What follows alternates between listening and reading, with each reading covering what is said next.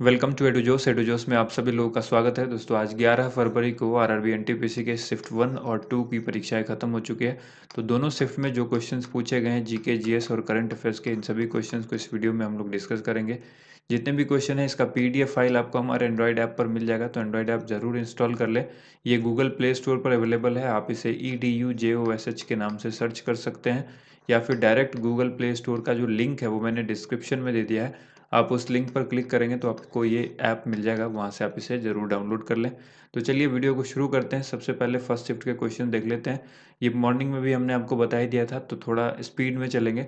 स्वयं कार्यक्रम पूछा गया था। इस कार्यक्रम का उद्देश्य देश में सभी शिक्षार्थियों को सर्वोत्तम गुणवत्ता वाली सामग्री निःशुल्क उपलब्ध कराना। अग्नि 2 पूछा गया था। कुछ लोगों का कहना है पृथ्वी 2 पूछा गया था। तो देखिए उसमें शायद बैलिस्टिक मिसाइल कह रहे हैं, कि कुछ लोग कह रहे हैं बैलिस्टिक मिसाइल ऑप्शन में दिया गया था। अंतर्राष्ट्रीय ओलंपिक समिति का व्यक्तिगत सदस्य पूछा गया, किसे बनाया गया? नीता अंबानी को। कालबेलिया नृत्य किस राज्य से संबंधित है? ये भी पूछा गया है, राजस्थान का इसका आंसर हो जाएगा। पीली क्रांति पूछी गई है, ये किससे संबंधित है? सरसों तेल से संबंधित है। इस तरह की जितनी भी क्रांति है वो आप याद रखिएगा, जैसे मत्स्य क्रांति है, ठीक है, उसके बाद श्वेत क्रांति है, हरित क्रांति है, ये सारी चीज़ें आपको याद रखनी है। हरित क्रांति के जनक कौन है, ये भी आप याद रखिएगा। 2019 में वित्त मंत्री कौन बने, ये पूछा गया है। निर्मला सीतारमन ने शपथ लिया था। शैवाल किस वर्ण के कारण हरे होते हैं? पर्णहरित या क्लोरोफिल आप इसको कहेंगे। इसी यही जो है, इसकी की वजह से पेड़ पौधे का भी जो रंग है वो हरा होता है। आगे सवाल पूछा गया, अंतर महाद्वीपीय जो देश है वो कौन सा है? मिस्र इसका आंसर होगा। पावर की एसआई यूनिट पूछी गई है, कौन सी होती है? वॉट होती है, इसको हम लोग डब्ल्यू से इस तरह डिनोट करते हैं। जैसे 7 वॉट है तो 7W इस तरह से लिखेंगे। बाय हिमालय को क्या कहा जाता है? शिवालिक इसका आंसर हो जाएगा। वीआर का फुल फॉर्म पूछा गया था। वर्चुअल रियलिटी होता है वीआर का फुल फॉर्म। आगे पूछा गया है, अंतिम मुगल बादशाह कौन था? बहादुर शाह जफर इसका करेक्ट आंसर होगा। कई लोग इसको औरंगजेब से कंफ्यूज होते हैं, औरंगजेब लास्ट वाला नहीं था, लास्ट जो था वो बहादुर शाह जफर था, याद रखिएगा। सहायक संधि पूछी गई है, किसने शुरू किया था? तो सहायक संधि की शुरुआत लॉर्ड वेलेस्ली ने की थी। फोर्ब्स के मुताबिक 2019 में सर्वाधिक कमाई करने वाली महिला एथलीट जो है वो कौन बनी? पीवी सिंधु इसका आंसर हो जाएगा। कुमार मंगलम से संबंधित एक क्वेश्चन पूछा गया था, कि कुमार मंगलम कमेटी जो है वो किससे संबंधित है? शायद ऐसा क्वेश्चन पूछा गया है, ठीक है। तो आप लोग इसका आंसर कमेंट करके बताइए। हॉकी किस पड़ोसी देश का राष्ट्रीय खेल है? तो आंसर होगा पाकिस्तान। जल्लीकट्टू किस राज्य में मनाया जाता है? तमिलनाडु में मनाया जाता है। भारत की पहली इंजन रहित ट्रेन कौन सी है? ट्रेन 18 इसका नाम है। इसके बाद देखिए शिफ्ट 2 के क्वेश्चन देख लेते हैं। साइमन कमीशन भारत कब आया था? 3 फरवरी, ये एग्जैक्ट डेट पूछी गई है, तो इसको याद रखिएगा। एग्जैक्ट डेट जो है वो 3 फरवरी 1928। सभी ऑप्शन में 1928 दिया गया था, फरवरी भी दिया गया था, लेकिन डेट अलग अलग थी, जैसे 3, 4, 8, 18 इस तरह से दिया हुआ होगा। तो 3 फरवरी जो है वो करेक्ट आंसर होगा। शिलालेख किस शासक के द्वारा शुरू किया गया था? अशोक के द्वारा शुरू किया गया था। अब अशोक के जितने शिलालेख हैं उसको पढ़ लीजिएगा। सबसे पहले शिलालेख पढ़ना किसने शुरू किया था, ये भी याद रखिएगा। इसके बाद देखिए अंग्रेजों ने भारत में राजनीतिक सत्ता कब हासिल की, ये सवाल पूछा गया। तो 1857 का जब विद्रोह हुआ था, 1857 का, उसके बाद 1858 में अंग्रेजों ने राजनीतिक सत्ता हासिल की थी। 1946 में संविधान सभा के उपाध्यक्ष पूछा गया, कौन थे? तो हरेंद्र कुमार मुखर्जी, यानी HK मुखर्जी, आप इसको याद रखिएगा। ये थे जो संविधान सभा के उपाध्यक्ष। इसके बाद सवाल पूछा गया, गोवर्धन योजना कब शुरू हुई? ये की गई थी 2018 में, गोवर्धन योजना। कोणार्क का सूर्य मंदिर पूछा गया है, कई बार आपको बताया हुआ है हमने। एक्स्ट्रा खुराक जो हम करंट अफेयर्स में बताते हैं एक एक स्लाइड में, उसमें हर बार ये मंदिर के सवाल हम आपको बताते रहते हैं। तो मंदिर से संबंधित सभी वीडियो ज़रूर देखें। कोणार्क का सूर्य मंदिर कहाँ पर है? ओडिशा में है। इसके बाद है, किस राज्य में 5 बार उप मुख्यमंत्री बने हैं? आंध्र प्रदेश इसका आंसर हो जाएगा, यानी 5 बार यहाँ पर डिप्टी CM अब तक बन चुके हैं। इसके बाद है, भोजन का पाचन अंतिम रूप से कहाँ पर होता है? छोटी आंत के अंदर होता है, स्मॉल इंटेस्टाइन के अंदर भोजन का पाचन जो है सबसे अंतिम रूप से होता है।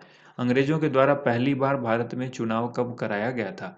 अंग्रेजों के द्वारा भारत में पहली बार चुनाव जब कराया गया था, ये वर्ष पूछा गया था, 1937 में कराया गया था। इसके बाद सवाल है प्रोटीन का पाचन किस एंजाइम के द्वारा होता है?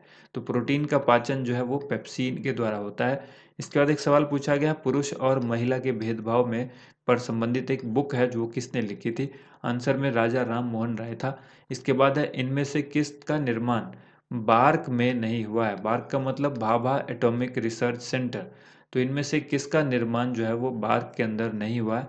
ये 4 ऑप्शन दिए गए थे, अप्सरा, साइरस, कामिनी और जर्लिना। आप सभी को इसका आंसर कमेंट बॉक्स में लिखना है, ठीक है? ये क्वेश्चन बहुत ही इंपॉर्टेंट है। बार्क का मतलब हमने आपको बताया भाभा एटॉमिक रिसर्च सेंटर, जिसकी स्थापना किसने की थी? इसकी स्थापना की थी होमी जहांगीर, डॉक्टर होमी जहांगीर भाभा ने इसकी स्थापना की थी, ठीक है? और इसका मुख्यालय कहाँ पर है? मुंबई में है, ये याद रखिएगा। नेक्स्ट देखिए अगला सवाल यहाँ पर है, ये पूछा गया है बिग बैंग थ्योरी किससे संबंधित है? तो देखिए ब्रह्मांड की उत्पत्ति या ब्रह्मांड का विस्तार से संबंधित है ये बिग बैंग थ्योरी। आगे सवाल पूछा गया है कोबोल भाषा का प्रयोग, ये कोबोल जो कंप्यूटर की भाषा है, इसका इस्तेमाल यानी इसका प्रयोग जो है वो कहाँ किया जाता है? तो बिजनेस में किया जाता है, ये एक ऑप्शन दिया गया था, ठीक है? यहाँ पर आपको याद रखना है क्योंकि इसकी फुल फॉर्म ही आपको अगर याद हो तो आपको आंसर आसान हो जाएगा। कोबोल का मतलब है कॉमन बिजनेस ओरिएंटेड लैंग्वेज, और इसीलिए यहाँ से ये बिजनेस निकल कर आता है कि बिजनेस में इसका जो है वो इस्तेमाल होता है।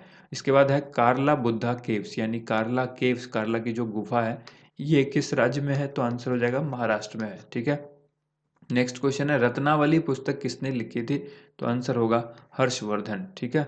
हर्षवर्धन जो है हुएनसांग किसके शासनकाल में आया था? ये भी सवाल पूछा जाता है, ठीक है? तो आप याद रखिएगा हर्षवर्धन के शासनकाल में हुएनसांग जो है वो भारत आया था। ये बहुत इंपॉर्टेंट सवाल है, इसको भी याद रखिए। पीएम किसान सम्मान निधि योजना किस बजट में पेश किया गया था? पीएम किसान सम्मान निधि योजना वर्ष 1920 वो ये 2019-20 के बजट में जो है वो पेश किया गया था। इसके अलावा देखिए बजट से संबंधित हमने लेटेस्ट एक जो है वीडियो उपलब्ध कराई थी, उससे एक क्वेश्चन और पूछा गया है, देखिएगा आगे मैं बताऊंगा। अपस्वर किस महीने में होता है? ये पूछा गया है। सबसे पहले तो ये जानिए कि अपस्वर होता क्या है, ठीक है? जब पृथ्वी सूर्य से अधिकतम दूरी पर होती है तो यह अपस्वर कहलाता है, जिसको एफेलियन कहते हैं। ये 4 जुलाई को होता है, यानी जुलाई के महीने में 4 तारीख को ये अपस्वर होता है, ये घटना जब पृथ्वी सूर्य से अधिकतम दूरी पर होती है। इसके बाद सवाल पूछा गया United nation high commissioner for refugee यानी यूएनएचसीआर, ठीक है? यूएनएचसीआर का पूछा गया है कि इसकी स्थापना कब हुई? डेट के साथ पूछा गया है, 14 दिसंबर 1950 को हुई थी। इसके बाद एक सवाल पूछा गया संविधान में मूल रूप से कितने मौलिक अधिकार थे? तो आप सबको पता है पहले 7 मौलिक अधिकार थे, वर्तमान में पूछा जाए तो 6 मौलिक अधिकार आपको याद रखना है। आगे सवाल पूछा गया है भारत का समय मानक समय से कितना आगे है? जो मानक समय है उस समय से भारत का समय जो है वो 5 घंटा 30 मिनट आगे है, यानी 5.5 घंटा आप इसको कहें, 5 घंटा 30 मिनट आगे चलता है। यानी अगर मानक समय 12 बज रहा है तो फिर जो इंडिया में समय होगा वो कितना होगा? 5.5 होगा, ठीक है? अब यहाँ पर देखिए अनैच्छिक क्रिया को मस्तिष्क का कौन सा भाग नियंत्रित करता है? कई बार बता चुके हैं हम आपको। अनैच्छिक क्रिया यानी ऐसी क्रिया जिस पर हमारी इच्छाएं नहीं होती है, जैसे छींक आना, ठीक है? उसके बाद सांस लेना, ये हम कंट्रोल नहीं कर सकते, ये ऑटोमेटिक होती है, हम सोए रहेंगे तब भी होगा। दिल का धड़कना, ये सब क्या है?